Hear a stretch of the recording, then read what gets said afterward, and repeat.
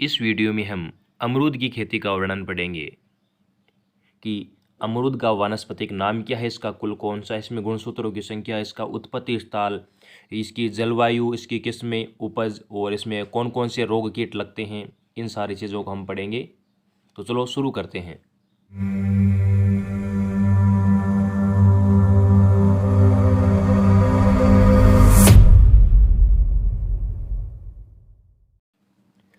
अमरूद की खेती से पहले मैंने केला और आम की खेती का वीडियो भी बना दिया है, जिसका लिंक मैंने डिस्क्रिप्शन में दे दिया है। अमरूद का जो वानस्पतिक नाम होता है वो होता है सीडियम गुआजावा, और ये जिस कुल से बिलोंग करता है वो है मिर्टेसी, यानी अमरूद का जो कुल होता है वो मिर्टेसी होता है। इसमें गुणसूत्रों की संख्या 22 होती है और अमरूद का खाया जाने वाला भाग पुष्पासन या फल वित्ती कहलाता है। इसका फल प्रकार सरस या बेरी होता है, जो कि हमने केले में भी पढ़ा था। इसका उत्पत्ति स्थल मेक्सिको या पेरू है। अमरूद में सबसे अधिक विटामिन सी पाया जाता है, यानी 100 ग्राम जो अमरूद का गुद्दा होता है उसमें 300 मिलीग्राम लगभग विटामिन सी पाया जाता है। इसी कारण इसको उष्णकटिबंधीय सेब या एप्पल ऑफ द ट्रॉपिक कहते हैं। अच्छी गुणवत्ता वाले अमरूद जो होते हैं वो इलाहाबाद उत्तर प्रदेश में अधिक उगते हैं। अमरूद की जलवायु और भूमि की बात करें तो यह उष्ण व उपोष्णीय क्षेत्र से संबंधित है। इसकी जो जलवायु होती है, इसका जो तापमान होता है वृद्धि के लिए वो 23 से 28 डिग्री सेल्सियस उपयुक्त रहता है। और बलुई दोमट मिट्टी जिसका पीएच मान 6.5 से 7.5 रहता है उपयुक्त रहती है। इसकी उन्नत किस्में जैसे इलाहाबाद सफ़ेदा, लखनऊ गुंचास किस्म का दूसरा नाम सरदार होता है। इसके अलावा अर्का मर्दुला, अर्का अमूल्या, अर्का किरण, अर्का रश्मि, अर्का नवीन, ये जो किस्में हैं ये राष्ट्रीय बागवानी अनुसंधान संस्था बेंगलोर के द्वारा विकसित की गई है। यानी नाम के आगे यदि अर्का लग रहा है तो वह बेंगलुरु के द्वारा विकसित की गई है। इसके अलावा ललित और श्वेता केंद्रीय उपोष्णीय बागवान संस्था लखनऊ के द्वारा विकसित की गई है। इसके अलावा 2 किस्में और है इसकी, जैसे हिसार सफ़ेदा, हिसार सुरखा, ये किस्में हरियाणा कृषि विश्वविद्यालय हिसार द्वारा विकसित की गई है। तो एग्ज़ाम की दृष्टि से इसकी जो किस्में होती है वो बहुत इम्पोर्टेंट होती है। और इसके बाद हम अमरूद के प्रवर्धन की विधियाँ देखते हैं कि इसका प्रवर्धन किस प्रकार से किया जाता है। तो इसका प्रवर्धन इनार्चिंग, वेज ग्राफ्टिंग, स्टूलिंग व लेयरिंग के द्वारा किया जाता है। और पौध लगाने की विधि के बारे में देखें तो पौध लगाने का जो उपयुक्त समय होता है वो जुलाई अगस्त होता है, लेकिन गड्ढा खोदने का जो समय है वो मई जून होता है। यानी पौध रोपण से 1 महीने पहले हमें गड्ढा खोद के छोड़ देना चाहिए ताकि इसमें अच्छी तरीके से हवा लग सके। मई जून में जब गड्ढा खोदते हैं तो जो गड्ढे का आकार होता है वो 60 × 60 × 60 सेमी का रखते हैं और 1 महीने तक पहले खोल के छोड़ देते हैं ताकि इसमें अच्छी तरीके से हवा लग सके और इसमें जो लाभकारी सूक्ष्म जीव है वो एक्टिव हो सके।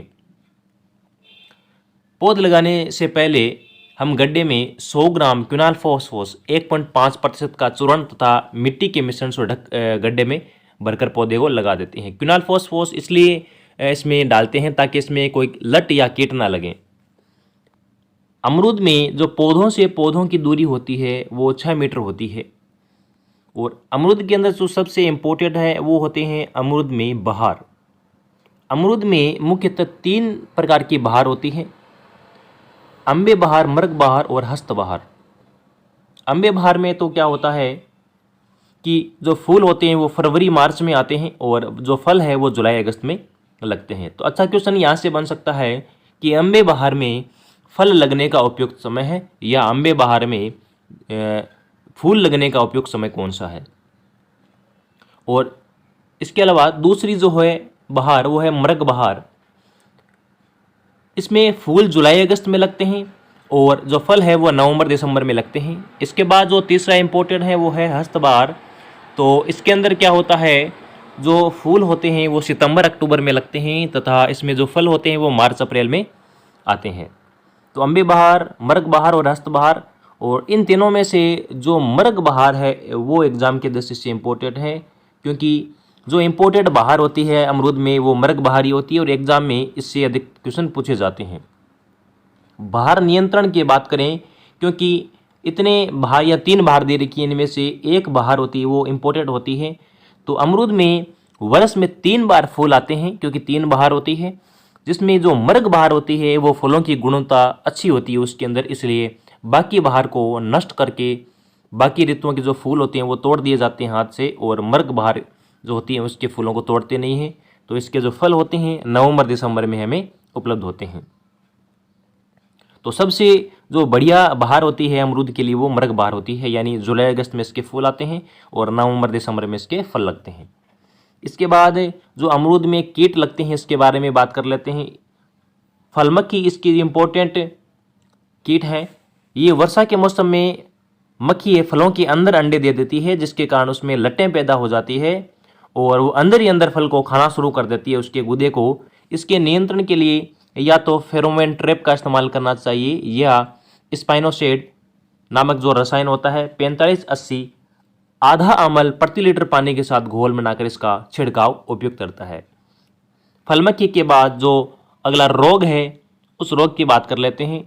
तो अमरूद में जो रोग है वो है मलानी रोग, जिसको मुरझान रोग, उकठा रोग, सूखा रोग या विल्ट नाम से भी जाना जाता है, जो कि फ्यूजेरियम ऑक्सीस्पोरम द्वारा फैलता है। इस रोग में क्या होता है, जो फल होता है वो कच्ची अवस्था में भूरा हो जाता है और कठोर हो जाता है तथा बाद में पूरा पौधा सूख जाता है मलानी रोग में, जैसे नाम में लिख रखा है इसका सूखा रोग या विल्ट रोग। इसके नियंत्रण के लिए 22-3 1 ग्राम प्रति लीटर पानी में घोल बनाकर छिड़काव करना चाहिए। इसके अलावा अमरूद में कभी कभी जस्ते की भी कमी हो जाती है या जिंक की भी कमी हो जाती है।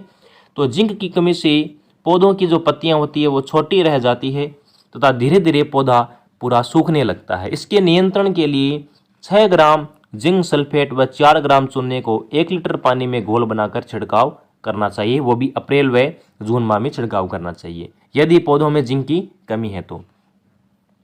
इसकी उपज की बात करें अमरूद की, तो अमरूद की जो औसत उपज होती है वो 40 से 50 किलोग्राम प्रति फल 40 से 50 किलोग्राम जो फल होते हैं वो प्रति पौधा प्राप्त होता है। तो ये थी अमरूद की कुछ विशेष जानकारी। इससे पहले वाली वीडियो आपने यदि नहीं देखे हैं आम और केले के बारे में, तो उस वीडियो का जो डिस्क्रिप्शन में लिंक दे रखा है वहाँ जाके देख सकते हो।